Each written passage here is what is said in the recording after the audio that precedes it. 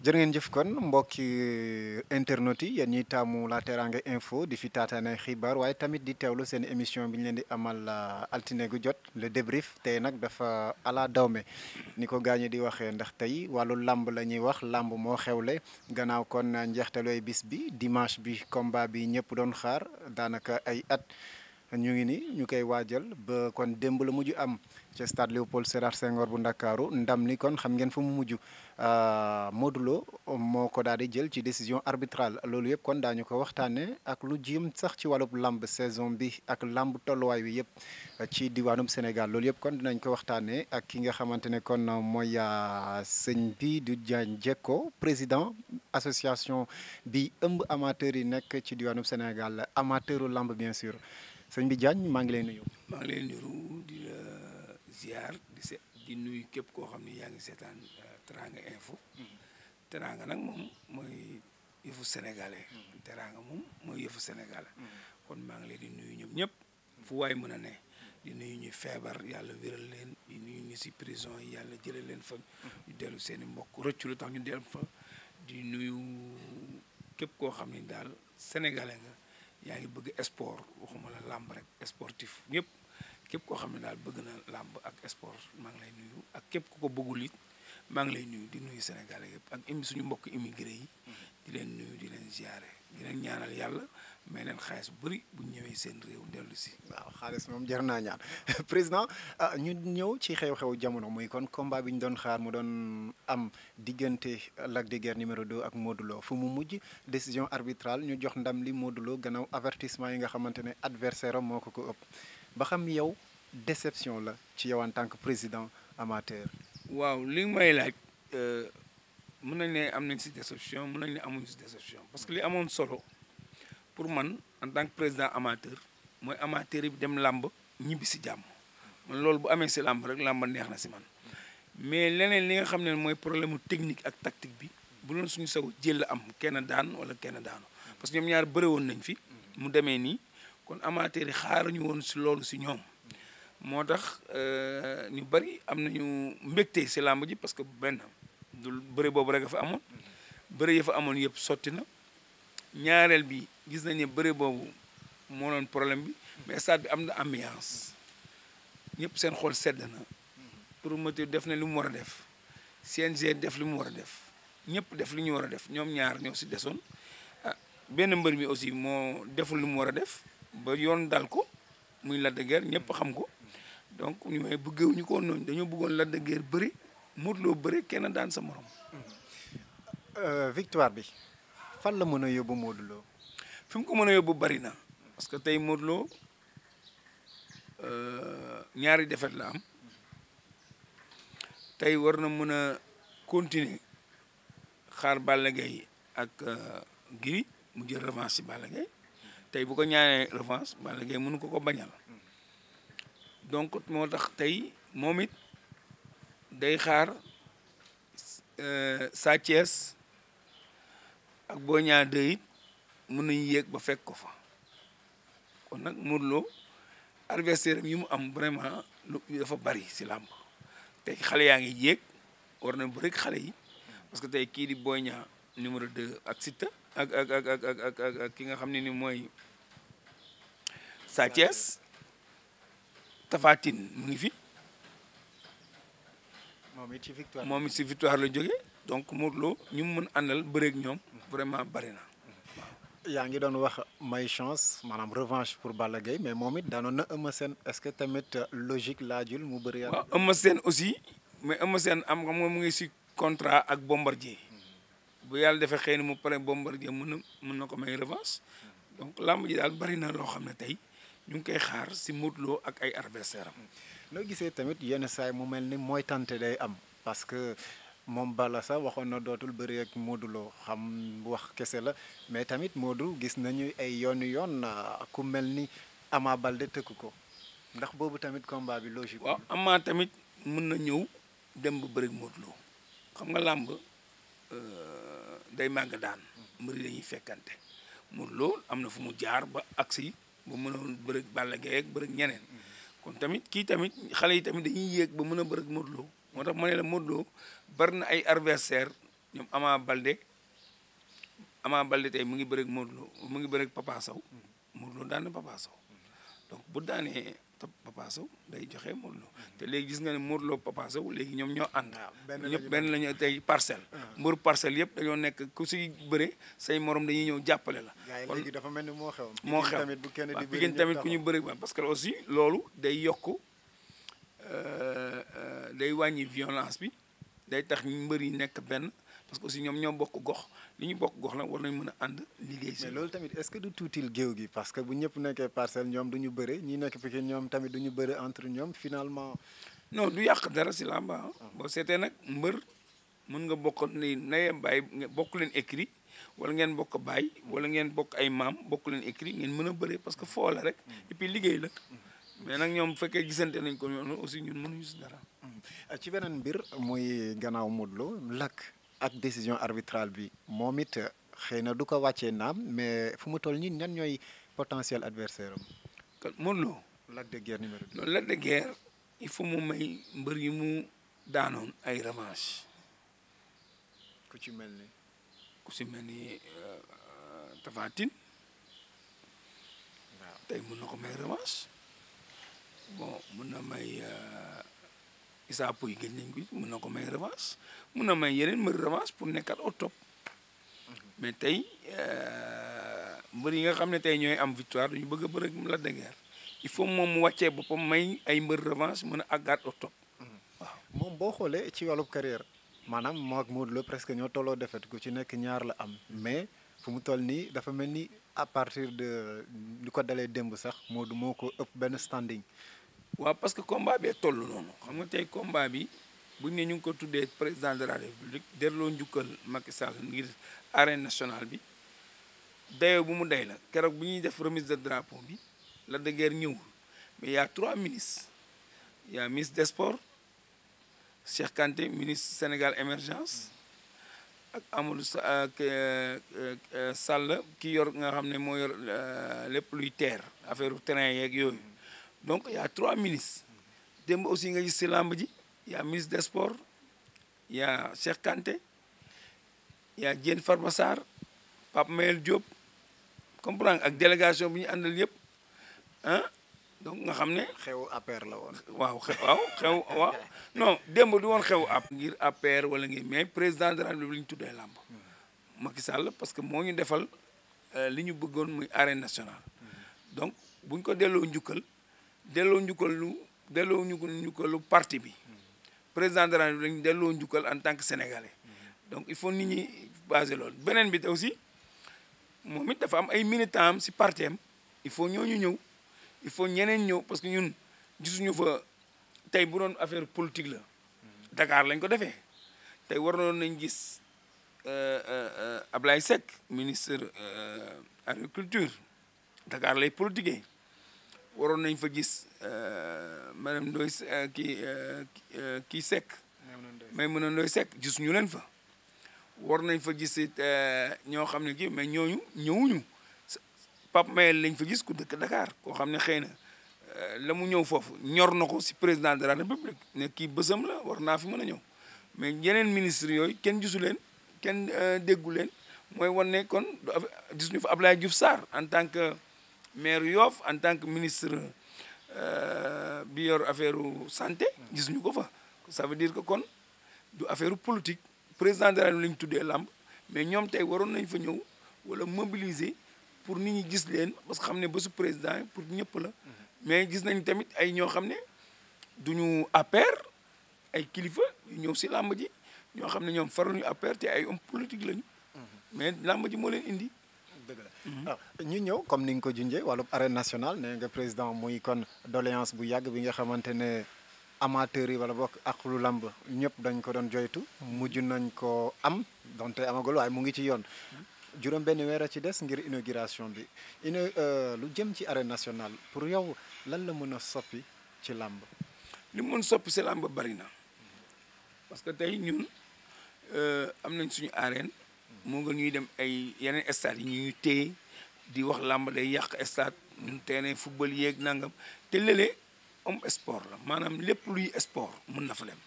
tey bu ñu ne làmb dañuy jëndi ay bagages defar làmb suba bu ñu ne basket mën nañ fa dugal defar terrain parc ñu def suba bu ñu ne volleyball mën nañ fa defar volleyball gannaaw suba bu ñu ne boxe mën nañ fa def boxe sport la maanaam bari na xeet gu ne war nañ ko fa def mais nag arène làmb mooy turam muy kon nag ñun tamit ñeneen bu ñu ko soxlaa te ñun defuñu dara ñu abal leen ñooñu dem def. est-ce que du ngeen ko gaaw a yàq ak débat bi gas bi ak yooyu. non gas bi il faut mu am fa parce que suuf si lay nekk day nekk arène du am gazon arène day am suuf daan naa ko président Ablaye Wade ma ne ko boo ñu tabaxul arène tey boo demee Niger président bi invité la si làmp si arène la lay yóbbu du la yóbbu terrain football boo demee Guinée dëkk boo dem arène lañ lay yóbbu duñ la yóbbu si terrain stade kon nag yow nag ñu war a defal arène ñun tamit ëllëg boo invité say nantango bu ñu ñëwee di bëggal seetaan làmb nga yóbbu leen si arène.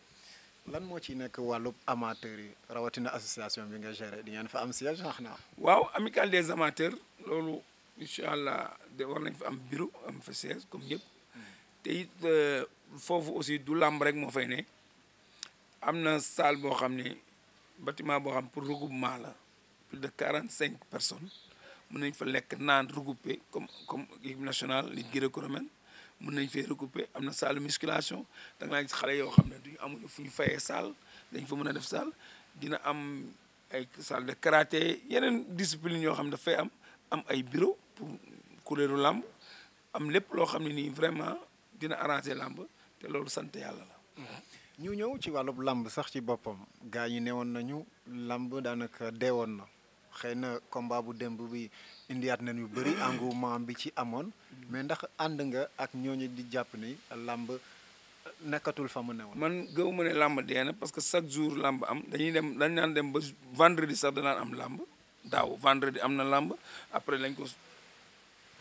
ay kilifa diine ñaan ko président CNG ñu jindi ko parce que bés la àjjuma bés la bu sell si bés yi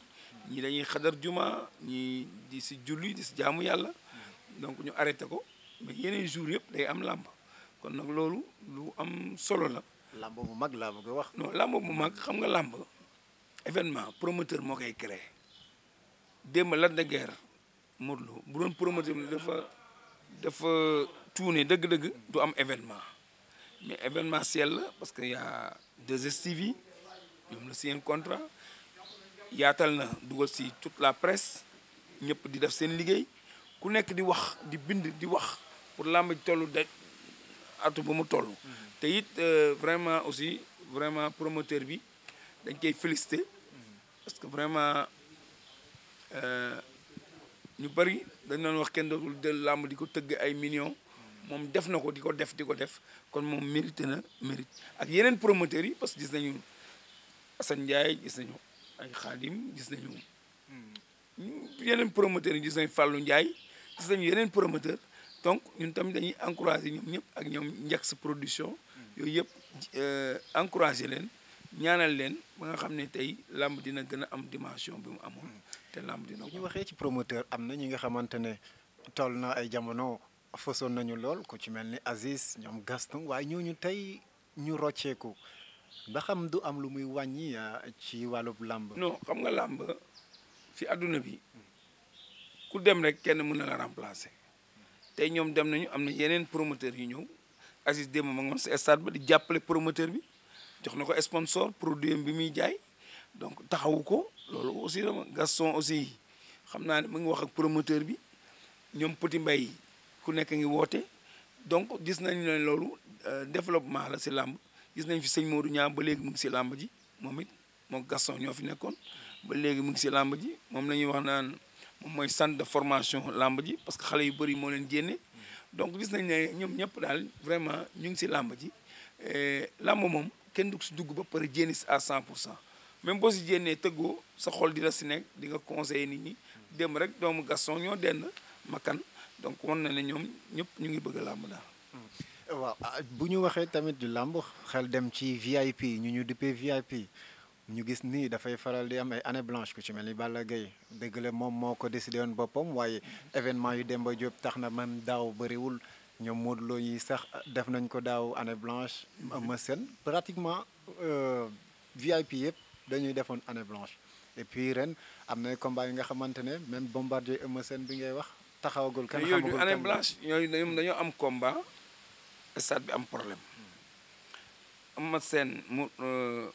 Bombardier waroon nañu bëri bu yàgg si promoteur bi la ak ñoom mu amoon ay difficulté mais kon yooyu du année blanche waroon nañu bëri yàlla moo dogal après stade bi am problème ay ndog-ndog am si làmb mais ñoom ñëpp tey boo seetee ñëpp daal am nañu ay ndog-ndog moo amoon parce que stade Demba Diop ñun la ñu waroon di bëri far yàlla def li am ministre des sports ñu ngi koy gërëmaat di ko sant mu jox ñu stade Demba Diop jël frais yam sa promoteur waroon frais yëpp mu jindi ko pour jàppale làmb def si état jël en charge stade bi def si li ñu si war a def yëpp pour làmb ji am kon kooku aussi amal nañ ko njukkal parce que jàpp ne la làmb bu ko neexoon mu bañ a joxe stade bi bu ko neexoon aussi mu bañ ko def. mais yan Demba Diop moo gën Léopold Senghor ni nga dundee combat bi. waaw Demba Diop parce que Léopold Senghor boo xoolee démb li fa nekk si nit sax xajul Demba Diop mais comme dafa yaatu doo comprendre mais tey démb ña fa nekkoon buñ duggoon leer na ma ne après dañuy tëj buntu yi da ngay gis ko am billet du dugg sant nañ yàlla ba ñu demee amitié vraiment ba ñu demee Léopold Sédar Senghor nga gis mbooloo mu pare boobu fa am donc loolu sant yàlla la mooy wan ne ci gàttal kon làmb ji ak si loolu place yi baax na waaye chaleur bi am Demba Diop amu fa. voilà Demba Diop day jege spectateurs yi da ngay jege mbër yi da ngay mën a mbër mi aussi day gën a yëg supporter bi gën a yëg fan sa club bi. loolu ngeen di séntu ci arène nationale. waaw looloo tax ñuy séntu arène nationale nga xam ne géew bi day jege ñëpp mën na sentir ne ñu ngi si arène bi. dem naa fa daal visite bi ak ministre des sports waaye yanj na te pareegul. waaw xam nga loolu et puis bu soobee yàlla ñu ngi ñaan yàlla lafal ñu cet ba ñu fekkee ko ak mboolum ku ko war a fekkee yàlla may ñu wér a gudd fan ak tal ba ñu fekkee ko ba ñu mën a président mën ko inaugurer jox caabi ji CNG jox caabi ji état jox ko ministre des sports aussi jox CNG li nga xam moo si war a def li nga xam ne sportif yëpp gis ci seen bopp. yaa ngi wax CNG tey ak lamb fi mu toll est-ce que jotul tamit ngeen am fédération. non xam nga bëre bi ñuy def bëre dóor mënu am fédération parce que bëre dóor léegi toll na koo xam ne promoteurs yi ay privé lañu parce que tey état mënu jël 500 millions ne CNG am del tëgg làmb xam nga mu du ko def promoteurs yi nag ñooy jëli seen xaalis indi donc bu doon tey ligue gréco-romaine la mën nga ko def fédération nit ñi dem mais pour man bëre dóor jarul fédération yàgg naa ko wax bëre dóor bu ñu ko defee fédération dañuy sonn rek parce que boobaa fédération bi du mën tëgg làmb du mën tëgg làmb 100 millions 200 millions 500 millions. ah mais lan moo waral tamit ñi fi nekk fi rek ay at a ngi ni. waaw ñi fi nekk moom dañ leen fi teg rek bu xëy na bu leen fi waree jëlee ñu jëlee leen fi kooku amul wax quoi. parce que xam nga nit ki moom bon man duma contre ku ñu fal mën naa contre sa ni nga liggéeyee mais pour ñu fal la moom parce que yàlla mooy fale ki la wóolu fal la mais tamit boo terewul mën nañ la fal ñun on te critique parce que tey Macky Sall moo fi teg ministre des sports Macky Sall bi fi teg ministre des sports dañ koy critiquer Macky dañ koy critiquer guddeeg bëccëg ministre des sports dañ koy critiquer kon keneen ku mu dénk yi dañ lay critiquer c'est ça la vie. ci doxalinu Alioune Sarr mi fi yàgg lool ci boppu CNG bi dëgg la naam am na lu muy def mais lan nga jàpp ni waroon na ko mën a soppi wala mu gën ci baral loxoom ci liggéey bi. bon li ñu war a gën a soppi rek mooy gën a jege nit ñi di waxtaan ak ñoom gën a nawloo doomu aadama yi loolu dafa am solo parce que ay nit boo leen jiitee da nga leen di nawloo donc loolu dafa am solo et puis déglu nit ñi aussi ku wax xalaat nga déglu ko. waxuñu nga déglu rek jenc ko mais nga déglu ñu pratiquer xalaat yi yooyu itam dafa am solo beneen bi aussi ñu gën a former arbitre yi gën a liggéey si làmb jël ancien gloire yi dugal leen si formation arbitre lan mooy jël lan moo dul jël yooyu yëpp ñu waxtaanee ko ba pare di ko communiquer nit ñi gën a xam li nga xam ne moo am si làmb nit ñi gën ko xam xel gën si ubbeeku daal parce que souvent booy def dara di ko tëj rek nit ñi dañ lay sikk dañ lay wax loo xam ne bëggoo ko te day indi problème mais boo ko ubbee ñëpp di ko xool rek dañ xam li am. lan moo war a nekk politique pour ñi nga xamante ne xale yi daanaka liggéeyul ñoom ñëpp ci làmb ay junniy ndaw ñu ciy lekk million daanaka lu néew la. waaw xam nga nit ku nekk aussi métier dafa am solo nit da ngay am métier sportif nga dem di bëri di liggéey bu ëllëgee sa métier mën la yóbbu boo fekkee doo sori si làmb boo dee mbër tamit di am xaalis investir sa métier pour bu ëllëgee di nga toll foo xam ne sa métier moo fi des parce que doole ji day jeex parce que 45 ans nga retraité donc war na nga xalaat ne ëllëg damay retraité nga xool looy investir bu ëllëgee nga nekk si di liggéey mën a yor sa njaboot. ci loolu gis nañu ay ancienne gloire yi nga xamante ne ci jafe-jafe dëgg la ñu nag te pourtant. waaw mais boobu temps xëy na làmb demeewul nii boobu ñoom amuñu woon xaalis ci làmb te boobu it xalaatuñu woon ne démb kattan dina jeex moo tax àdduna chaque jour rek il faut nga xalaat ne ëllëg da ngay retraité ëllëg da nga doon am kattan bi nga amoon ëllëg leneen du fi ne nga fexe nag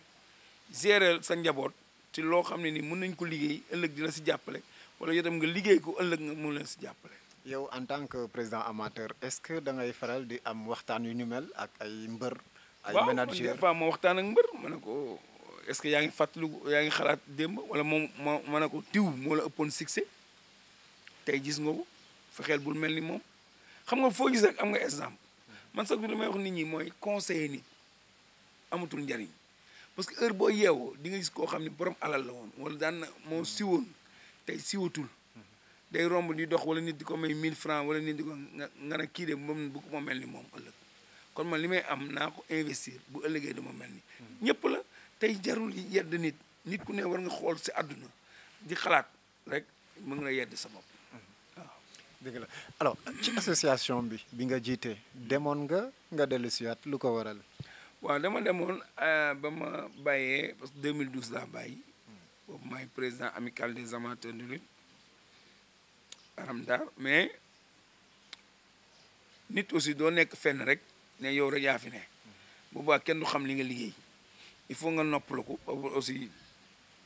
def naa fi 12 ans dama war a dem noppalu ko ci dem naa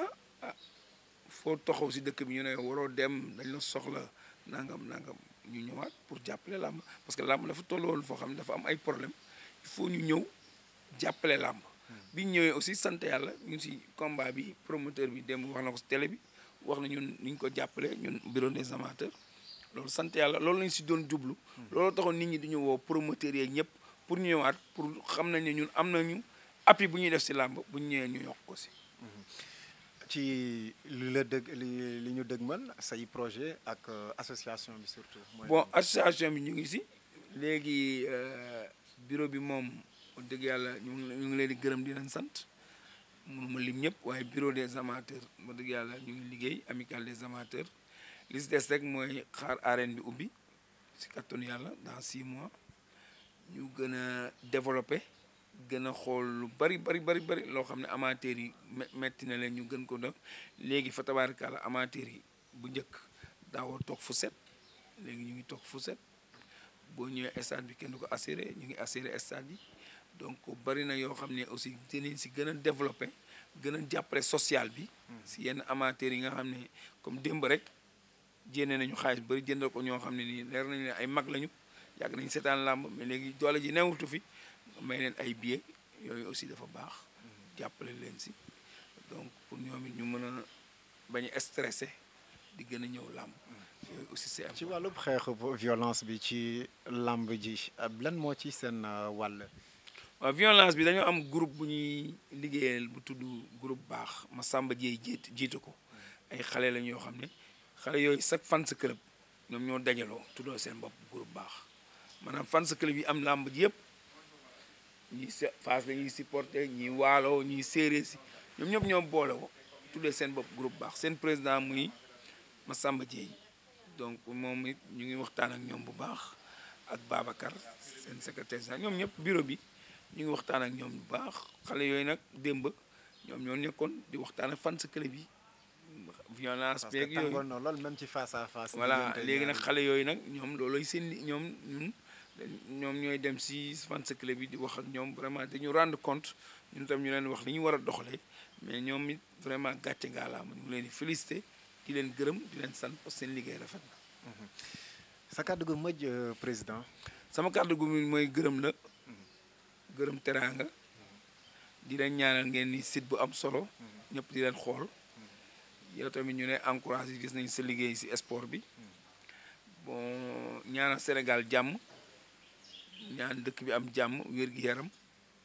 opposition boo war a opposé dafa war a opposé nguur aussi waxtaan mais ñaan tamit nguur gi ministre yi grève yi bari nañu wax ak sénégalais yi ñu waxtaan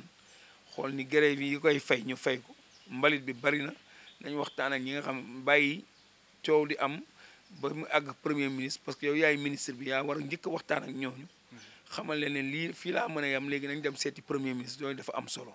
parce que ay ministre dañuy waxtaan ak sénégalais yi yow jiite woo ay chinois jiite woo ay hollandais jiite woo dara ay sénégalais nga jiite kon sénégalais yooyu war nga leen jege di waxtaan ak ñoom nga xam ne luy metti nga jéem a xool li nga si mën a faj nga faj ko loolu si mënul faj it bu àggee si njiitu réew mi wala premier ministre mu mën ko faj mu faj ko il faut loolu aussi ñu bàyyi si xel loolu aussi lañ bëggoon di gërëm it encore ministre des sports gërëm Cheikh Kanté Pape Mayel Diop ñi nga xam ne jàppale nañ ñëpp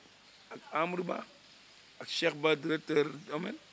ak Mamour Diallo ñaanal ñëpp jàmm di ñaanal aussi amateurs yi nga xam ne ñoo nekk bitim réew. amateurs est-ce que dinañ dem coupe du monde.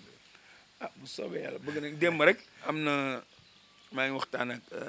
secrétaire général bi Ousmane Darame ñoom président il faut ñu xool nu ñuy demee coupe du monde bi ñun coupe du monde dañ si jàpp xam ñun sénégalais lañu man lépp lu sénégalais di ut dama lay ñaanal yàlla nga am ko moo tax keroog maa ngi dégg benn waay mu naan dafa am entreprise benn waay xaw ma sax turam bu gañee ay marché fii mais dafa jël marché yi di ko dugal si làmb xaalis bi mais nit bu ñu ñaan xoolal tey Sénégal chinois yaa ngi fi jël ay chantier marocains yi jël fi ay chantier ñëpp di jël ay chantier ñun sénégalais waruñu am chantier mais léegi bu sénégalais bu am dërëm nga koy xeex sa dëkk yow léegi dëkku jàmbur am na nit ñuy am xaalis fii waxoo si mais sénégalais da nañ bàyyi iñaan ku am dara dañ ko yéene yàlla mu am dara parce que chinois yaa ngi fi di am ay marché te defuñu xaalis Sénégal xaalis bi dañ koy yóbbu marocains yi noonu turquie yi noonu mais sénégalais bu fi am liggéey nga koy attaqué nekk si site yi di wax naan diw dafa am liggéey diw 100 millions yi mu am de pourquoi sénégalais waru am te am na ñeneen ñu fi am ñoo xam ne dëkkuñu Sénégal lu tax duñu leen critiqué ah wala déet nit ñi nañu bàyyi soxor sénégalais dafa war am fu mu toll immigré bu jógee bitim réew indi fi xaalis ñu ne da nga doon jaay dorog da nga doon def lu bon mais kañ lañu am nañ bàyyi yooyu te ànd nekk benn bokk ndey bokk bàyyi yéene sénégalais sénégalais dafa war a yéene morom sénégalais jàmm bàyyi sénégalais yi ngay ni xas kii bu amee dara si liggéeyam dugal làmb xaalis même bu dee frère am mooy promoteur mu koy jàppale mais xaalis mu ngi daru si biir sénégalais yi wala déet kon dañ ko war a ñaanal yàlla nañ bàyyi soxor bi amul njëriñ. jërëjëf kon mu nekkoon Doudou Diagne Diecko di fàttali kon mooy suñu gan tey ci le débrief doon wax ak ñun ci tolluwaayu làmb waaye tamit li ñu jegee ni ki démb diggante Modou Lo ak Lac de Guiers numéro 2 mu nekkoon débrief di leen jox di daje altine gi ñu dëgmal jàmm ak jàmm di gërëm tamit équipe technique bi ma àndal ak tamit ñu yëngatu ci wàllu montage bi. prochainement ak suñu consultant Alioune Soumaré ñu dikkaat ak yéen ci li gën a fës ci wàllu sport wàllu football rawatina football local bi jàngeen jëf.